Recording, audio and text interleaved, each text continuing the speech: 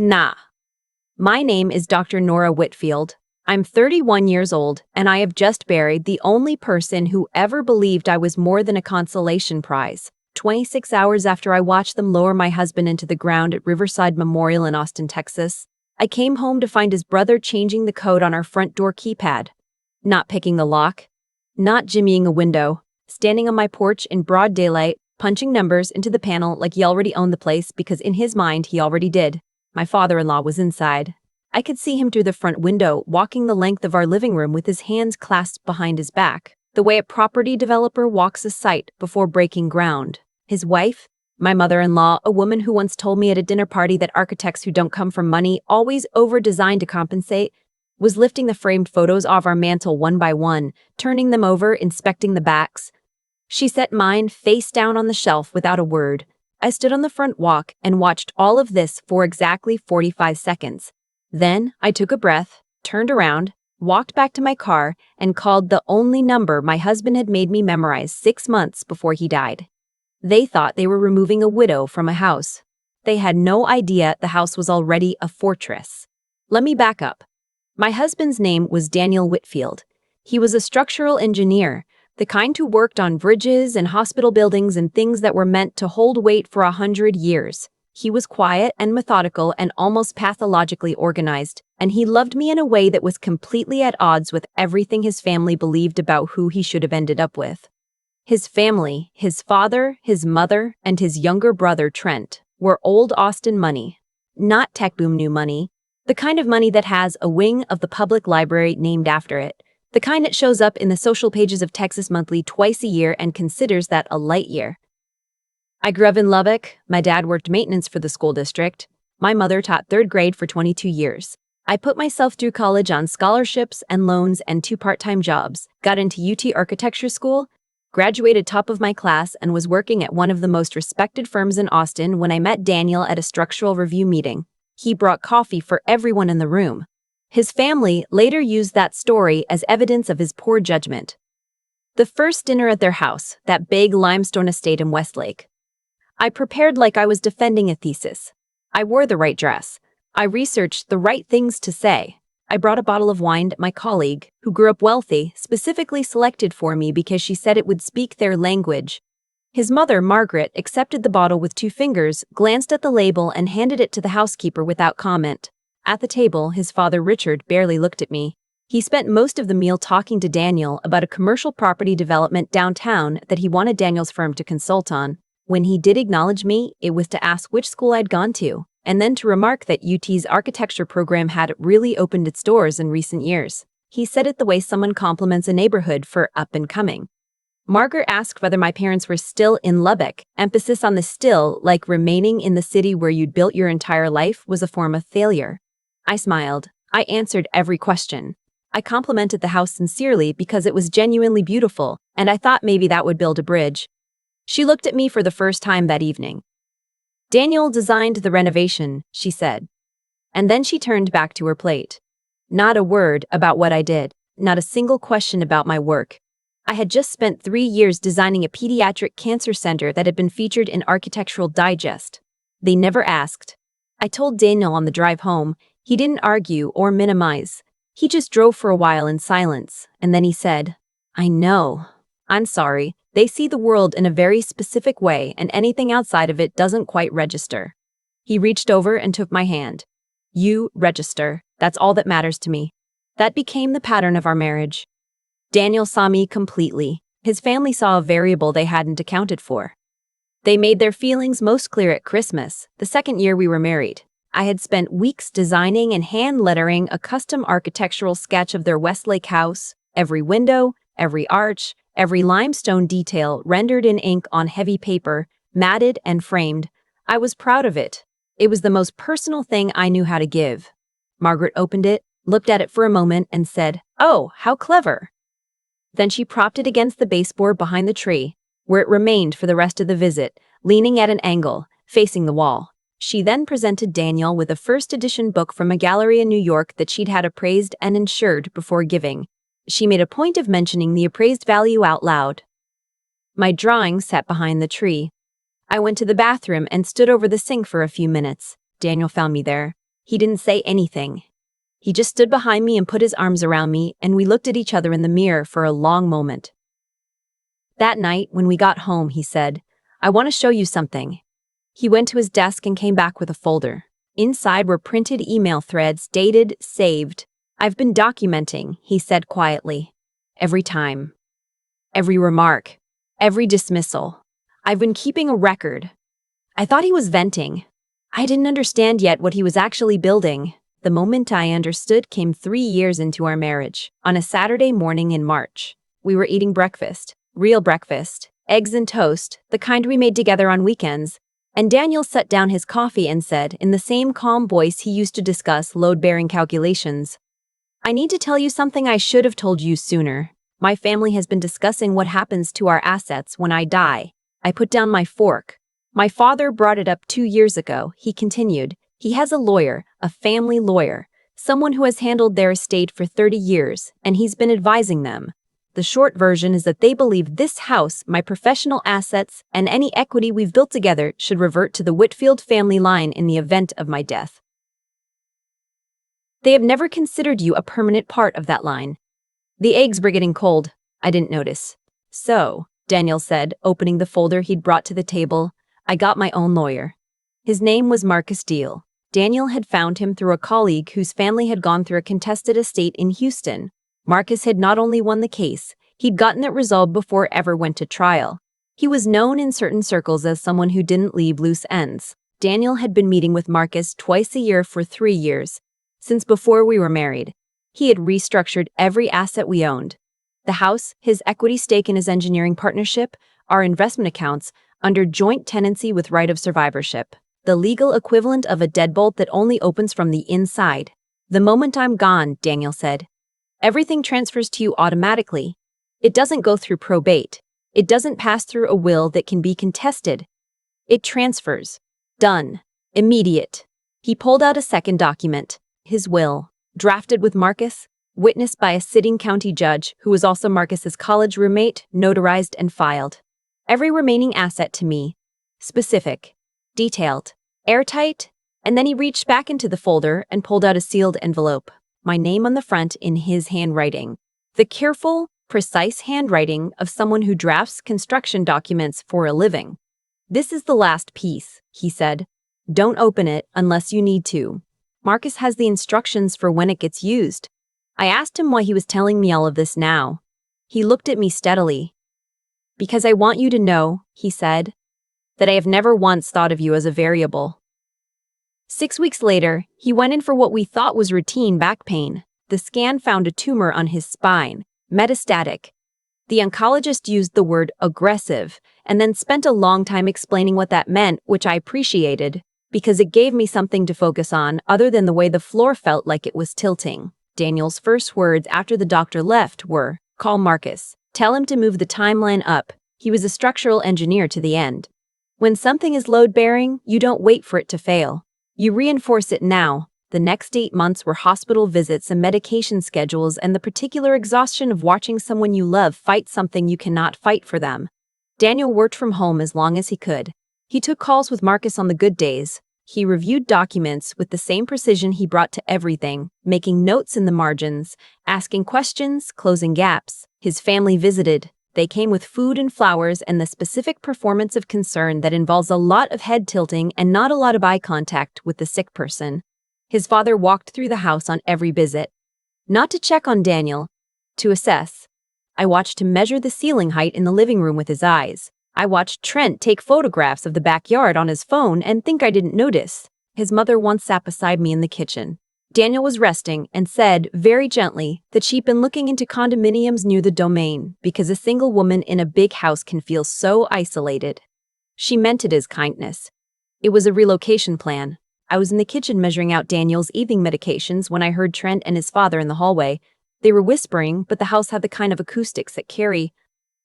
"Soon as it's done," Trent was saying, "we move fast. We change the locks before she's had time to think clearly. She'll be in shock," his father said. "Grief does that. We give her a week and then we have the conversation. What if she pushes back?" A pause. "She won't. She doesn't have anything to push back with." I set the medication bottle down on the counter very carefully. I walked to the doorway of Daniel's room. He was awake. He had heard. He looked at me with eyes that had gone very still and very clear, the same way they looked when he was solving a problem. He didn't have enough breath for long sentences anymore. He used 4 words. You know what to do. Daniel died on a Tuesday in October, early in the morning, when the light in Austin is that particular pale gold that makes everything look like it's in an old photograph.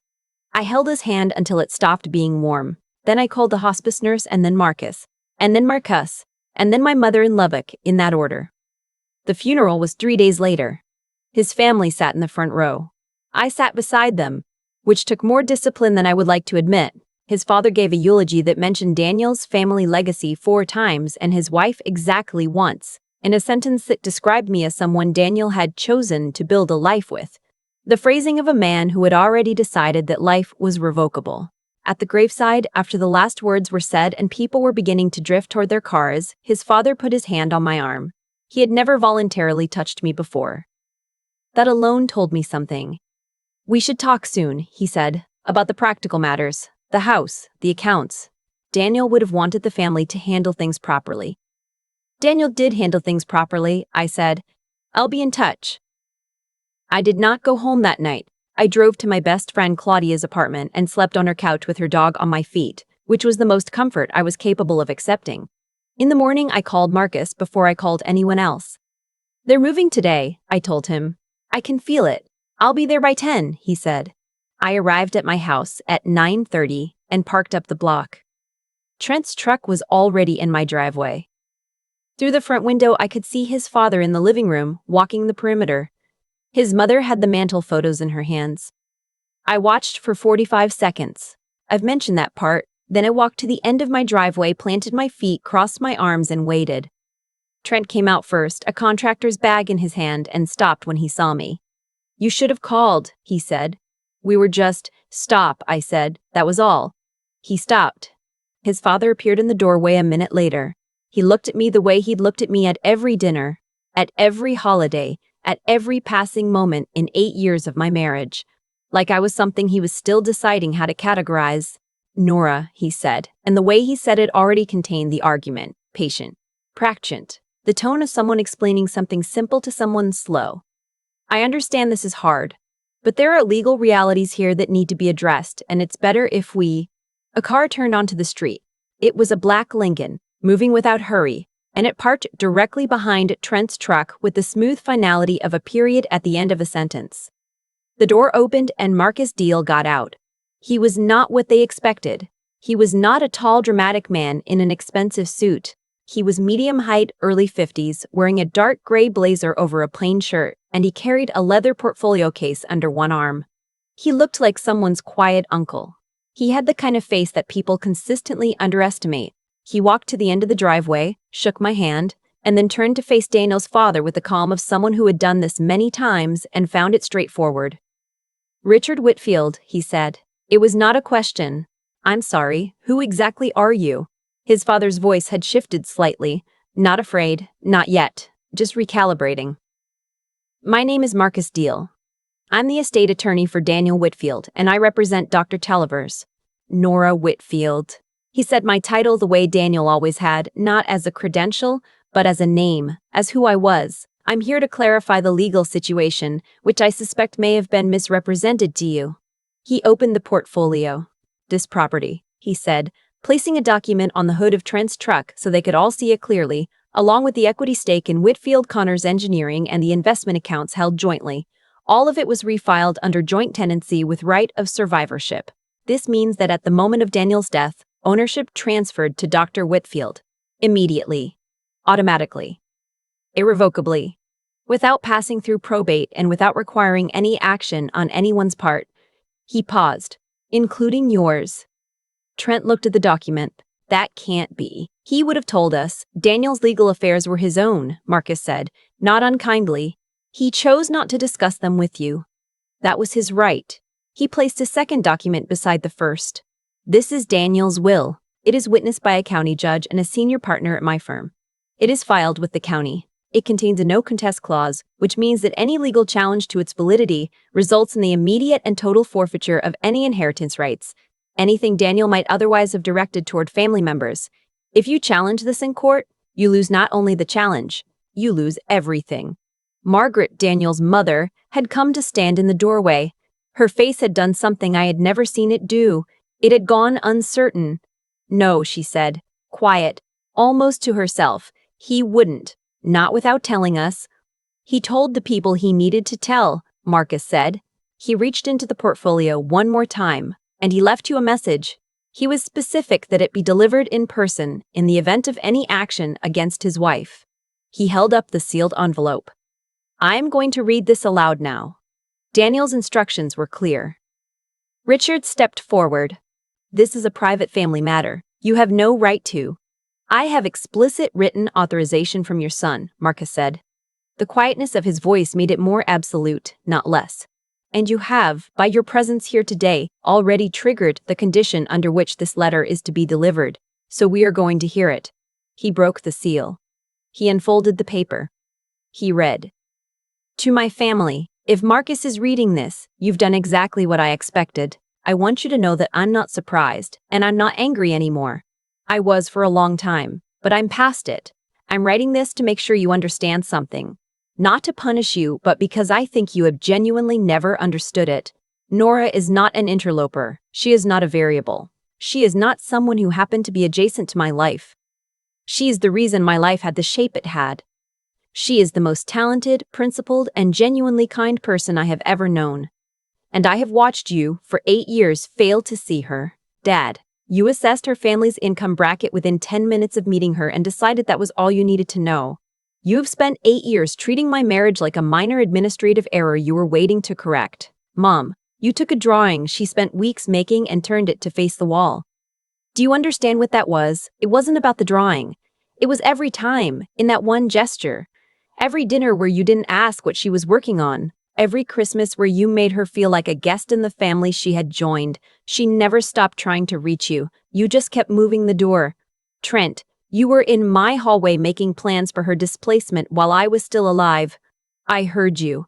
She heard you. I want you to sit with that. I have left everything to Nora because everything I built with her. The house is hers because she is home.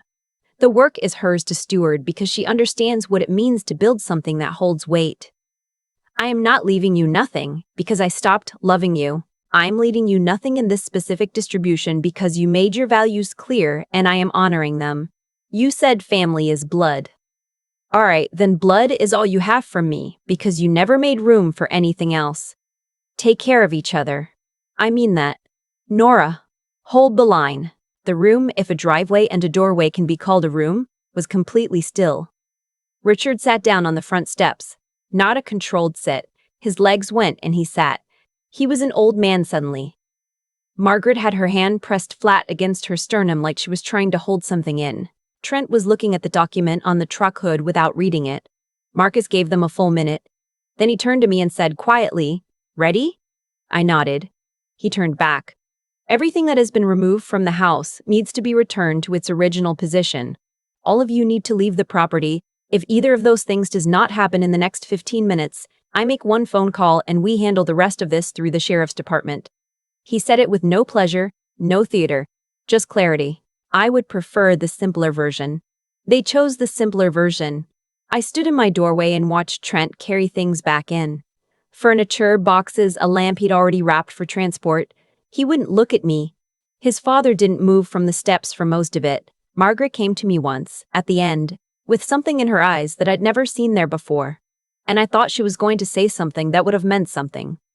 She said, "He really loved you." "I know," I said. "I loved him too." She nodded and walked to the car.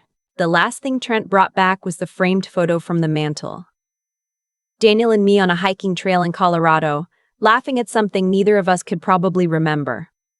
He set it down just inside the door, not on the mantel. I picked it up myself and put it back where it belonged. When they were gone and Marcus had gathered his documents and offered me a handshake that felt more like a bow, I closed the front door and stood in my house alone for the first time. It was quiet. It was mine. Grief is not something that waits for a convenient moment. I stood in that entryway and let it come.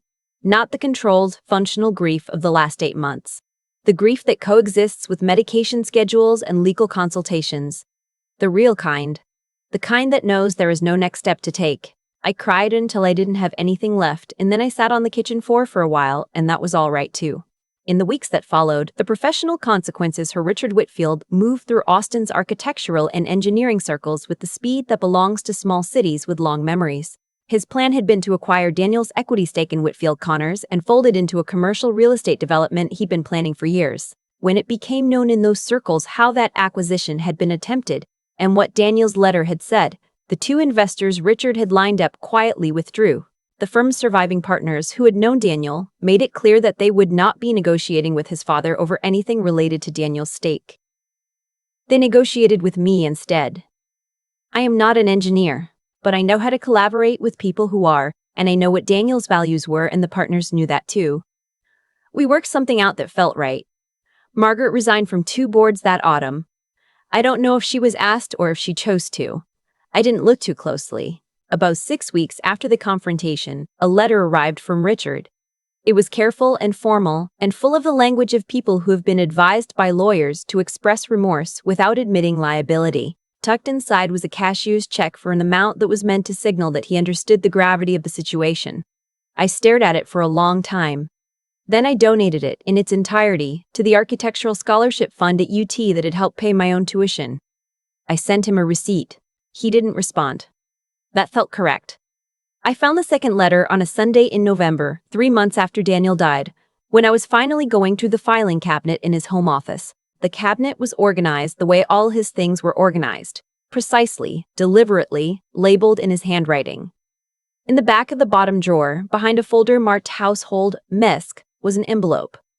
My name on the front. No instructions, no conditions, just my name. Nora. This one isn't for a lawyer to read. This one is just mine. I need you to know that the years I had with you were the most structurally sound years of my life. Not because nothing went wrong in them. Things went wrong, you know that. But a structure isn't sound because nothing puts pressure on it. It's sound because it was built to hold. We built something that held. I am proud of that. I am proud of you. There is a thing in engineering called redundancy. You build in backup systems, fail-safes, secondary supports. Not because you expect failure, but because you love the structure enough to protect it against possibilities you can't predict. Everything I did with Marcus was redundancy. It was my way of saying, she matters. This matters. I'm not leaving it to chance. The house is yours. The work I leave in your hands. But the thing I most want to leave you with is permission. Permission to grieve and then to stop grieving. Permission to build something new on the foundation we made together. Permission to be loud and ambitious and fully yourself in rooms where people would rather you were smaller. You were never a consolation prize. You were always the whole point. I love you. Go build something. Daniel, I read it twice, sitting on the floor of his office. The second time I read it out loud to the room because it seemed like the kind of thing that should be spoken. Then I put it back in the envelope, placed it at the front of the drawer where I could find it easily, and went to make coffee. There's a pediatric clinic on the east side of Austin that has needed a new facility for years. Too many patients, not enough space, a waiting room full of children and parents sitting in rows of plastic chairs that have seen better decades. I have been in preliminary conversations with the board for 7 months. The project is not yet funded, not yet designed. But it is being built in the specific sense that matters, which is that it exists in the mind with full conviction, and that is always where a building starts. Daniel used to say that the most important load-bearing element in any structure is the foundation, because no one sees it, no one praises it, and everything depends on it. He built mine for 8 years while I was busy living in it. I think about that on the mornings when I drive to work through Austin in that pale gold light, past the bridges and the buildings and all the things that were made to hold weight. I think about what it means to have been loved by someone who thought about your future even while he was managing his present. Who built the redundancy in? Who trusted you to carry it forward? I am carrying it forward. The line is holding. If you're listening to this from inside your own quiet fight, from a situation where someone has tried to reduce you to a temporary inconvenience, I want you to know something. The people who dismiss you are counting on you to accept the terms they've set. They are counting on you to believe that their version of who you are is the only one that exists. It isn't. Someone built a fortress for me because he knew who I was. If you don't have that yet, build it yourself. One document, One conversation, one Marcus deal at a time. In the comments below, I'd love to know, who has been your redundancy? The person who showed up when you needed the backup system. Let's hear those names. And if the story reached something in you, please subscribe and turn on notifications. There are more stories from people who held the line, and you shouldn't miss them. I've thought a lot about what Richard actually believed when he walked into my house that morning. I don't think he thought he was doing something wrong. That's the part that took me a long time to sit with. He genuinely believed that what he was doing was correct, that family is a bloodline, that I had been a temporary arrangement, that Daniel's death was simply the expiration of a contract I never should have been offered. He wasn't performing cruelty. He was operating inside a system of values he'd never once been asked to question. And that's the thing about a certain kind of arrogance. It doesn't feel like arrogance from the inside. It feels like clarity. What I've come to understand is that people like Richard don't fail because they're evil. They fail because they've confused accumulation with worth. They have spent so long measuring everything: houses, names, income brackets, credentials, the label on a bottle of wine, that they've lost the ability to see what can't be measured. They looked at me and saw a Lubbock girl with student loans. They never once asked what I was building. Daniel asked. From the very first conversation, Daniel asked. And I think that's why he was so different from them, despite being raised in the same house at the same table with the same last name. He had chosen, somewhere along the way, to be curious instead of certain. That single decision changed everything about who he became. What he built for me, the legal structure, the documents, the sealed letters, wasn't just protection. It was a form of integrity. He looked at a situation that was unfair, and instead of accepting it or simply complaining about it, he spent years quietly correcting it. He used the tools available to him. He was thorough and patient, and he never told me, because he didn't want me to carry the weight of knowing. That is what I mean when I talk about intelligence in service of something real. Not cleverness for its own sake. Cleverness pointed at a problem, applied with discipline over time. I think about what it required of him to do that. To watch his own family treat his wife as an inconvenience year after year, and to respond not with rage but with methodical, quiet preparation. That kind of self-possession is not passive. It is one of the hardest things a person can do, to feel the full weight of an injustice and choose the precise response over the emotional one. I have tried to carry that forward. When the check from Richard arrived, I could have kept it. I could have told myself I'd earned it, which in some technical sense I had. Instead, I sent it to the scholarship fund because what I needed was not their money. What I needed was to be done. There is a difference between winning and being free, and I've learned that only one of them actually ends the war. The pediatric clinic project is still in early stages. Some days the funding feels far away and the scope feels large, and I sit with Daniel's second letter on my desk and read the last line again. Go build something. He knew me well enough to know that I would need permission, not from him, not from anyone else, but the kind of permission you can only give yourself. The kind that comes from having held a line when it mattered and knowing from that point forward that you can. Whatever you are holding right now, whatever room you are standing in, where someone has told you that you don't belong, that your effort has no value, that you are a variable rather than a person, I want you to know that the other side of it exists. Not because everything works out, not because there is always a Marcus deal waiting in a black Lincoln, but because the person who decides to stay standing, to document, to prepare, to not accept the terms being offered, that person changes the outcome by existing. You change it by deciding not to disappear. That is the whole thing. That is all of it.